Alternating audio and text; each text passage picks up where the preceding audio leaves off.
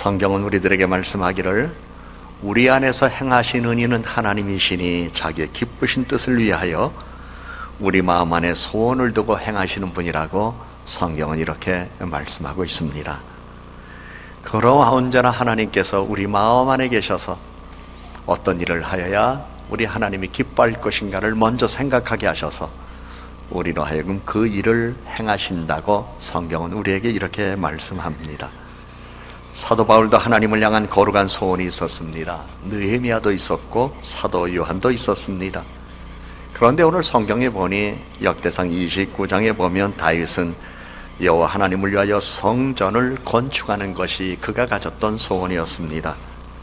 다윗 왕은 자기가 세상을 떠날 때가 되었음을 알고 여러 아들들이 있었지만은 그 가운데서 특별히 솔로몬이라는 아들에게 왕위를 이양하며 이제 그가 왕으로서 해야 할 일을 강조합니다. 이스라엘 모든 사람들을 다 예루살렘으로 소집해서 나의 많은 아들들이 있지만 그 가운데 내가 솔로몬을 왕으로 삼겠다. 그러니 너희들은 이제 새로운 왕이 되는 솔로몬을 잘 섬기고 그의 명령에 복종해서 좋은 나라를 이루어 모두가 다 복을 받고 잘 살기를 원한다. 그러면서 이 땅에 많은 나라가 있지만 하나님의 인정을 받는 나라는 우리 이스라엘밖에 없다. 오직 하나님이 인정하시는 나라는 우리 이스라엘 하나뿐이니 모두가 다 한마음으로 나라를 사랑하고 그리고 하나님께 영광 돌리를 위하여 거룩한 마음을 품고 하나님께서 주시는 거룩한 말씀을 잘 따라 행하며 살자. 그리하면 하나님이 복을 주신다는 이 말을 그 인생의 어쩌면 마지막 유언이 될지도 모르는 말로 백성들과 왕에게 주었습니다. 하나님께서 나를 택한 것도 내게 은혜이지만 하나님은 이제 나의 아들 솔로몬을 택하여 이제 새로운 왕이 되게 하셨다. 그래서 이제 솔로몬이 이 나라를 다스리게 될 터인데 이 솔로몬 왕이 해야 할 일이 두 가지가 있다. 하나는 이 땅에 여호와의 성전을 건축하는 일이다. 나는 여호와의 성전을 건축하고 싶지만 하나님께서는 내게 그 일을 맡겨주시지 않아서 내가 전쟁도 많이 하고 많은 사람의 생명을 피를 흘리면서 빼앗았기 때문에 하나님께서 그 일은 하지 말라고 말씀하셔서 성전을 건축할 수 있는 많은 것들은 내가 비축해 두었지만 건축하는 것은 내 아들 솔로몬이 하여야 하며 왕으로서 해야 할 일이라는 사실을 많은 백성들 앞에서 천명합니다. 그러면서 우리는 하나님께서 주시는 복을 받아야 한다. 국가도 복을 받아야 되고 우리 백성 모두가 다 복을 받아야 되는데 하나님이 주시는 복을 받는 비결은 여호와의 계명과 법도를 힘써 지키는 것이다라는 것을 강조하고 있습니다. 우리가 성경 전체를 읽진 않았습니다만은 역대상 29장에서 강조하는 것은 여호와의 영광을 위하여 거룩한 소원을 품고 그리고 여호와의 말씀대로 잘 따르며 살아가면 하나님이 복을 주신다는 사실을 우리들에게 말씀한 겁니다. 역대상 28장 8절과 9절의 말씀을 여러분들의 이해를 돕기 위해서 저는 현대인의 성경으로 읽어드릴 터인데 여러분들은 여러분의 성경을 눈으로 보아주시면 좋겠습니다. 역대상 28장 8절과 9절의 말씀입니다. 이제 내가 우리 하나님 앞과 여호와의 백성인 이스라엘 군중 앞에서 여러분에게 부탁합니다. 여러분은 여러분의 하나님 여호와의 모든 명령을 힘써 지키십시오. 그러면 여러분이 아름다운 땅을 계속 소유하게 될 것이며 또 여러분의 후손에게 이것을 길이길이 물려주게 될 것입니다. 하나님의 뜻, 하나님의 말씀, 하나님께서 우리들에게 주신 계명대로 우리에게 잘 살면 우리 하나님 우리에게 복을 주실 뿐만 아니라 우리가 받은 복을 우리 후손들에게도 넘겨줄 수 있다고 하나님께서는 이렇게 말씀해 주셨습니다. 우리는 모두 격려가 필요한 시대에 살고 있습니다. 그래서 하나님께서는 연약한 이들을 구원해 주시고 성령의 능력으로 함께 하셔서 날마다 우리를 위로하시며 소망을 주시고 우리를 격려하십니다. 마치 다윗은 아들 솔로몬에게 많은 사람들이 도울 준비를 하고 있으므로 마음을 단단히 먹고 위대한 일을 감당할 수 있다고 격려해 주시는 것처럼 오늘 우리는 연약한 몸과 마음을 갖고 삶에 대한 부담을 가지며 미래에 대한 걱정과 염려로 희망과 용기를 잃기 쉬운 우리들, 때로는 큰 어려움 앞에서, 때로는 가로막힌 일들 앞에서 우리들이 어떻게 하나 고심하고 있기 쉬운 우리들을 위해서 우리 하나님 우리를 격려하십니다. 내가 평생 동안 함께 해줄 테니 걱정하지 말아라. 그러면서 너희는 온전한 마음과 기쁨으로 나 여호와를 경외하라고 우리에게 이렇게 말씀합니다.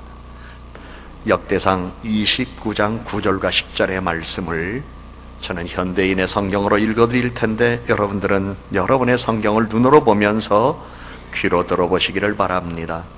내 아들아, 너는 네 아버지 하나님을 인정하고 그분을 온전한 마음과 기쁜 마음으로 섬겨라. 여호와께서는 모든 사람들의 마음을 깊이 살피시고 모든 생각을 알고 계신다. 네가 만일 그분을 찾으면 그분을 만날 것이다. 그러나 네가 그분을 저버리면 그분도 너를 영원히 버릴 것이다. 그러므로 너는 조심하여라. 여호와께서 성전을 짓기 위해 너를 택하였으므로 너는 마음을 굳게 먹고 그 일을 수행하여라. 아버지가 아들에게 남기는 말입니다. 하나님 가까이 하면 하나님이 복을 주신다는 말씀을 제3, 제4 강조하고 있는 말씀입니다. 그러면서 다윗은 성령께서 자기에게 가르쳐 주신 대로 그린 성전 건축 설계도를 솔로몬에게 넘겨주면서 솔로몬에게 이 모든 설계는 여호와께서 나에게 직접 지시한 대로 그린 것이니 너는 마음을 굳게 먹고 용기를 가지고 이를 착수하여라. 조금이라도 두려워하거나 위축되어서는 안 된다. 나의 하나님 여호와께서는 네가 성전 공사를 마칠 때까지 너와 함께 하시고 너를 버리지 않을 것이다. 그리고 제사장들과 레위 사람들과 모든 기능궁들이 너를 기꺼이 도울 것이며 모든 군인과 백성이 네 명령에 따를 것이라고 했습니다. 중요한 것은 솔로몬이 이 일을 감당해야 하지만 하나님이 함께 하시고 하나님께서 또 사람들을 붙여주셔서 주변에 돕는 사람들이 같은 마음을 품고 함께 하도록 함으로 말미암아 그 위대한 일을 이룰 수 있다는 사실을 강조한 것이었습니다. 오늘 성경에 보면 중요한 것은 성전은 모두 함께하는 것임을 상기시켰습니다. 성도는 하나님의 영광을 위하여 같은 마음을 품고 함께하는 수고와 섬김이 있어야 합니다. 개인적이고 자기중심적인 신앙생활을 하는 사람은 신앙의 초보를 보이는 신앙의 유형입니다. 성숙한 신앙은 그리스도의 몸인 교회를 생각하고 교회를 위하여 할 일이 무엇인가를 생각하며 섬기는 유형입니다.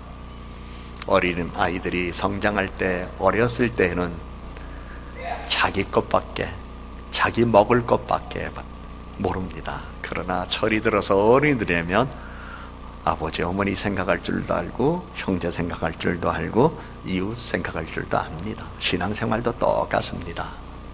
그래서 팔로우라고 하는 사람은 신앙의 단계들이라는 책에서 같이 하나님을 믿어도 단계에 따라 신앙의 유형이 다르다. 같이 신앙생활하고 같이 교회 다니면서 어떤 사람은 늘 이기적이고 개인적이다. 그 사람은 아직 신앙의 초보에 있는 사람이다.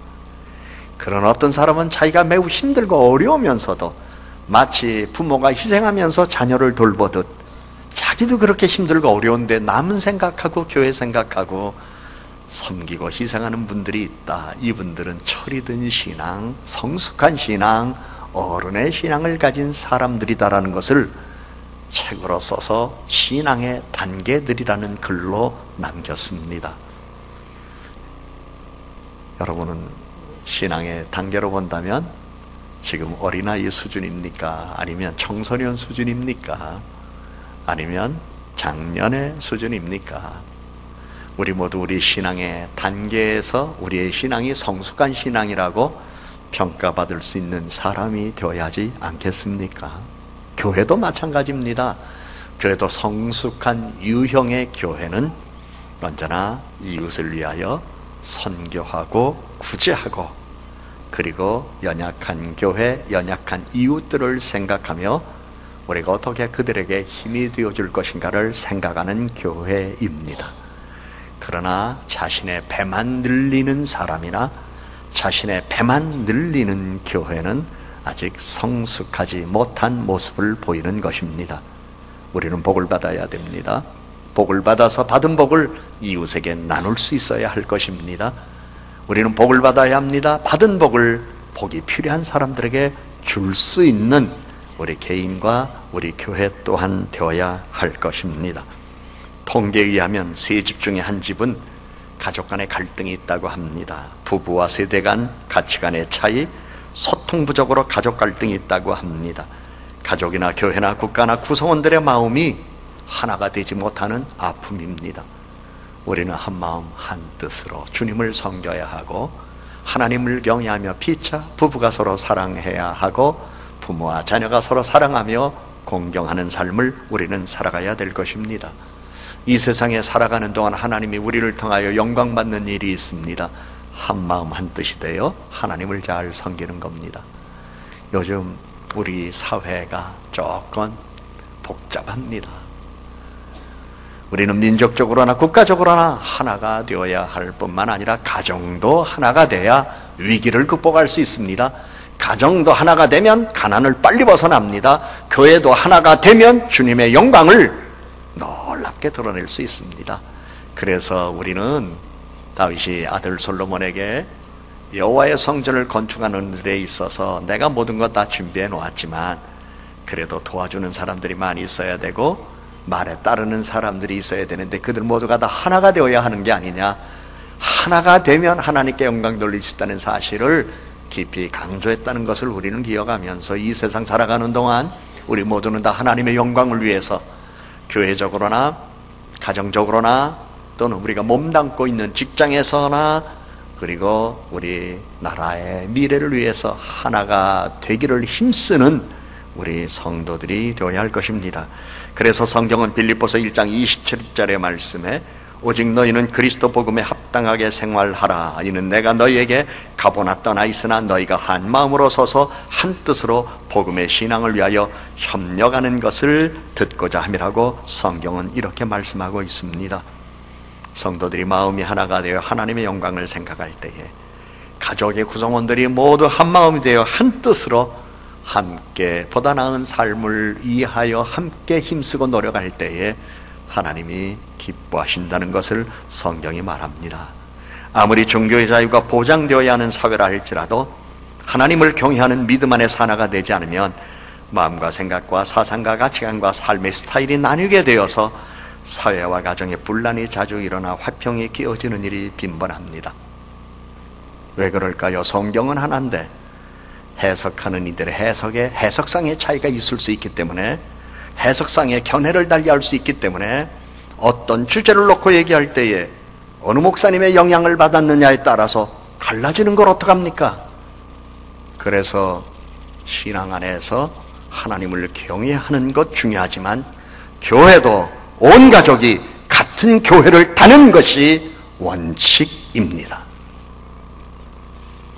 신앙의 자유를 너무 주장하면서 흩어진 마음으로 살지 마세요.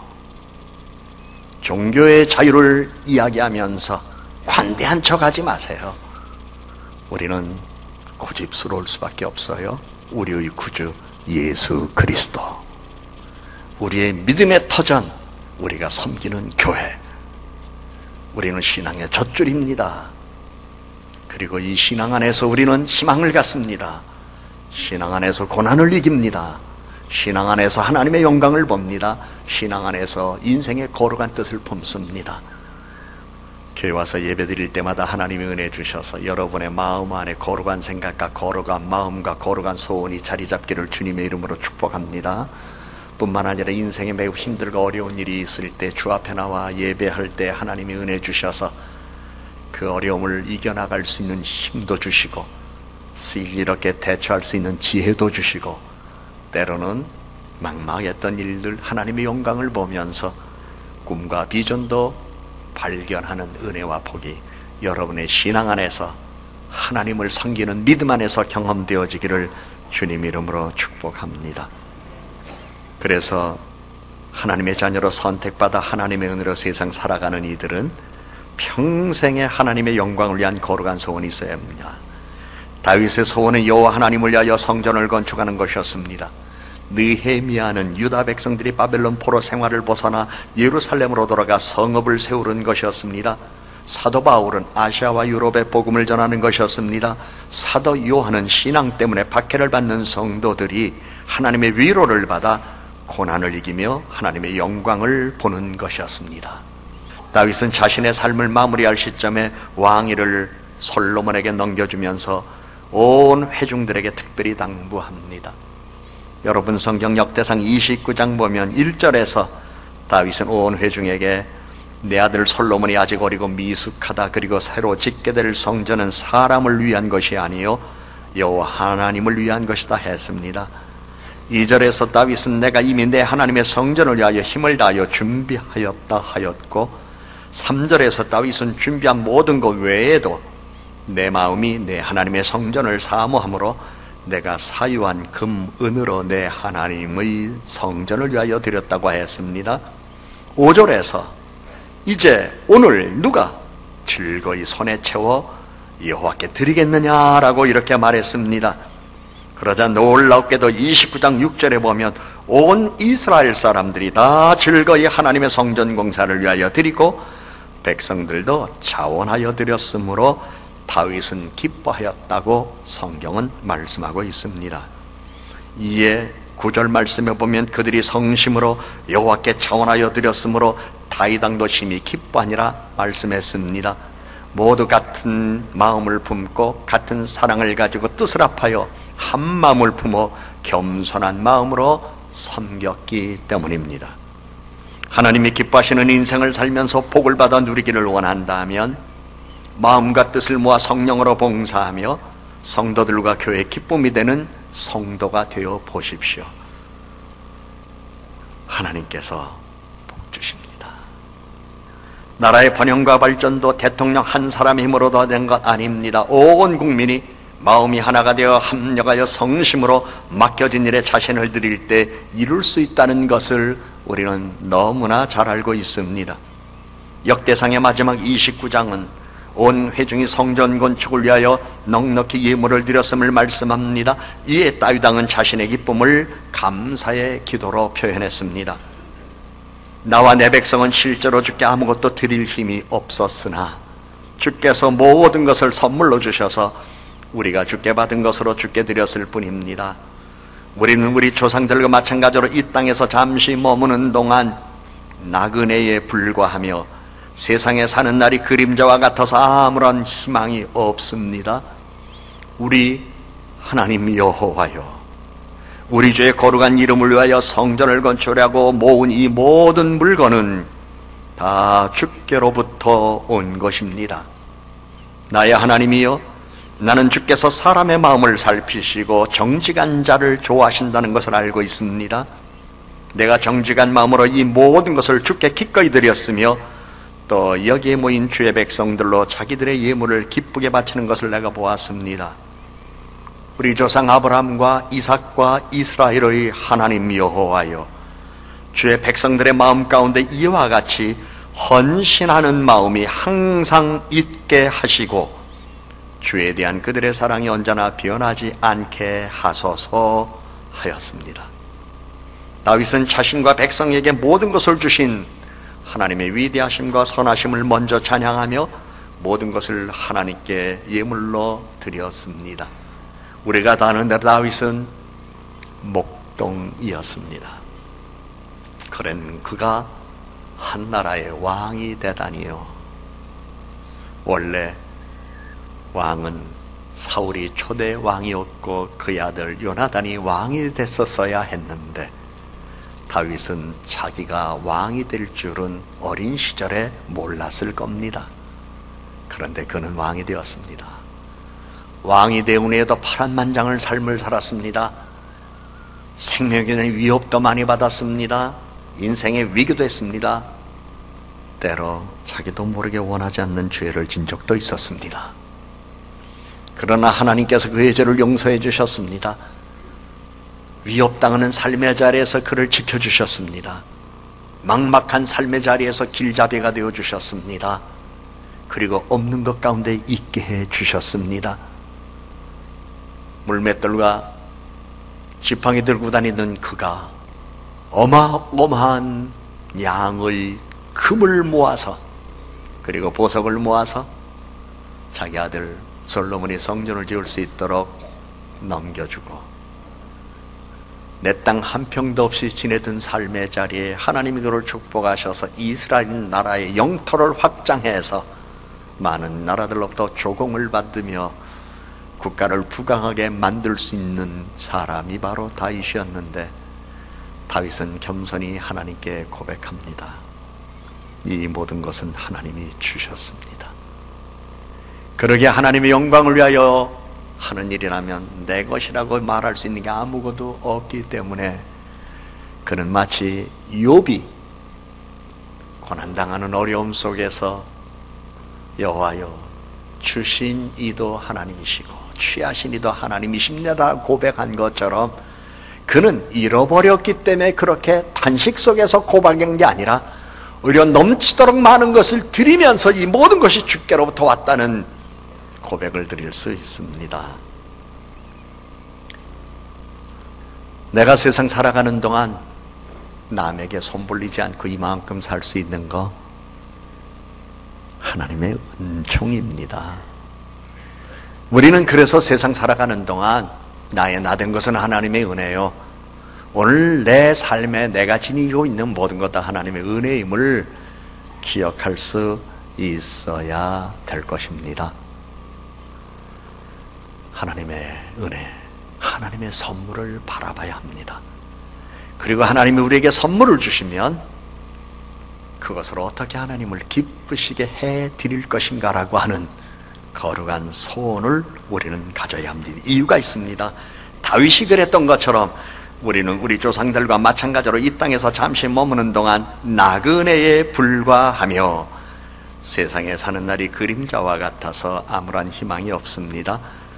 우리 하나님 여호와여, 우리 주의 거룩한 이름을 위하여 성전을 건축하려고 모은 이 모든 물건을 다 주께로부터 온 것입니다. 영원을 생각할 줄 아는 사람이었습니다. 영원한 것에 이름을 남길 줄 아는 사람이었습니다. 영생의 소망을 가진 사람으로서 영원한 가치를 알고 사는 사람이었습니다. 오늘 우리는 너무 현실의 가치에 급급한 삶을 살아가고 있습니다. 물론 필요합니다. 그러나 영원한 가치를 생각하세요. 봉헌 시간에 늘 부르는 찬송가 634장 여러분 다 아시잖아요. 그 가사, 모든 것이 주께로부터 왔으니 이 예물을 주께 드리나이다. 이 찬양은 정직한 마음으로 해야 합니다. 하나님은 사람의 마음을 살피시고 정직한 자를 좋아하십니다. 그래서 우리는 정직한 마음으로 하나님을 경외해야 할 것입니다. 하나님은 헌신한 마음을 기뻐하십니다. 하나님에 대한 사랑이 언제나 변함없도록 자신의 믿음을 잘 지키시고 하나님을 향한 거룩한 소원을 품고 하나님의 기쁨이 되는 우리 모든 성도가 되기를 주의 이름으로 축복합니다. 기도드립니다.